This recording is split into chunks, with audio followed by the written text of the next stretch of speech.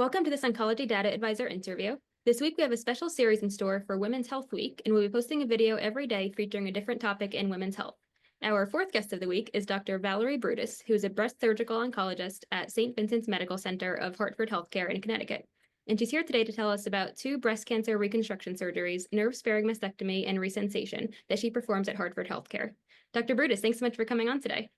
Thank you so much for having me. Absolutely. It's always great to have you on. To start off, I'd like to introduce yourself and share a little bit about what you do. Of course. My name is Dr. Valerie Brutus. I'm the director of breast surgery for the St. Vincent's Medical Center with the Hartford Healthcare Cancer Institute. So I take care of patients with both cancer, breast cancer, or other benign disease, and I work with a wonderful team of providers. We're all there to take the best care of our patients. Amazing. Looking forward to hearing about these two procedures today. So to start off, I'd like to share some background about the experiences that women have surrounding mastectomy and why these procedures are considered. Yeah, so when a woman, so first of all, mastectomies are usually done as a treatment, for breast cancer. There's different types of breast cancer. Luckily, most women don't need to have mastectomies, but there's definitely some types of cancer, and in some cases that the mastectomy is indicated as part of their treatment option. We also, perform mastectomy as a prevention. So there are some patients, who have strong family history and who are also carrier of genetic mutation that put them at increased risk for cancer. And those patients, considering to have what we call a prophylactic or preventative mastectomy to help decrease their breast cancer risk is also, some things that we perform as well. Most of the time when we perform mastectomy, the breast gets reconstructed. We have a great, plastic surgery team, and we offer, different types of reconstructions. And I think it's great that the patient, have those options that are available to them, at St. Vincent's Medical Center. Great. Thanks so much for explaining. So I'd like to tell us what nerve-sparing mastectomy and resensation are and how they're performed. Yeah, so, with a mastectomy, we're removing, the whole breast tissue. And definitely in some patients, we can preserve, the nipple. And I think if you think about, losing her breast, because with mastectomy, we are removing, someone's breast, it's going to be, a different experience, depending on patient. But of course, when we perform those procedures, we know that it's a medical procedure, but we also understand, the psychological impact that something like that, can have, with someone. Because as it's about body image, it's about the perception, of femininity, it's a perception of selves.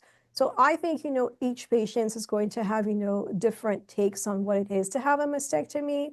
And I think, us, what we want to do is to say, if this is a procedure that you have to do as treatment for breast cancer or as prevention, what can we do to make you feel, as normal as possible? So this is where, if we can preserve the nipple, we preserve the nipple, and this allows us to do reconstruction at the same time. Nowadays, we know that we can also possibly, preserve some nerve. And when we preserve the nerve, those nerves can be reconnected. So I perform this, with Dr. Sterling Craig, who is our plastic surgeon. And by doing that, it's going beyond to say, hey, we preserve the look because we preserve the whole skin and the nipple, but we also trying to, to maintain or reestablish some sensation so that the chest wall is not completely numb. Because prior to that, you have a mastectomy, yes, the skin is preserved, the nipple is preserved, but then you can't feel your nipple, you can't feel anything, and for a lot of patients, it's something that the long term, it's just something that's very bothersome, because the breast, it's an organ, it has, so many roles. It's also, a sexual organ as well. So those patients, for them, breast is something that they get their arousal from. Having a completely numb chest wall is something that can be, just not great, for many patients. Great to know. It sounds like it can really help to improve quality of life. Absolutely. It's about quality of life. And also, it's about just basic, sensation. Some patient, for example, tell me, I'm lying on my chest wall and I can't feel anything. So who knows, if you can have a burn or scratch, you're not aware of it because you can't feel, something. So this Mhm. is where, the resensation, is to say, yes, it's about quality of life, but it's also about, some protection because you want to be able to feel something. Absolutely, yeah. So if a patient decides to undergo one of these procedures, what can they expect going in and afterwards? So, when we do those procedures, so we work together with plastic surgery. So I feel like it's a lot. I tell everybody, this is a project. When the surgery is performed, it's outpatient, the patient goes to sleep, the breast is removed. My job as a breast surgeon is to try to identify, some of the nerve that's running the lateral aspect because these are the bigger nerves that we can see. Because there are some nerves that goes through the tissue itself per se. Those ones, cannot be preserved because they are removed once we're removing the breast tissue. But the ones on the sides are the one that we identify and preserve. And what that allows Dr. Craig to do as a plastic surgeon is to basically reconstruct those nerves. Mhm. So luckily, recently we have some nerve grafts that are approved by the FDA that we can use. And that allows us, to connect those nerves to this graft and allow those nerves to grow back. So when patients have those procedures, what I tell patients is that when you will wake up from surgery, you will not have any sensation in that area because the nerves, has been transected. It's going to take some time, for the nerves to grow back, and it can take up to 2 years. So the patients also, throughout this time, we have almost a re-education process to sort of learn to re-feel things, as things grow back, because the sensation is never going to be, pre-surgery, but we do want people to at least have some sensation to say, do you feel something dull? Do you feel something sharp? What about warm or cold? So this is also part, of the patient's journey after those surgery, is to re-educate yourself about, feeling those different types of sensations. Absolutely. Great to know. So on the provider side of things, do you have any advice for oncologists and how to explain and counsel women about their options regarding these procedures and how to choose the right one for them?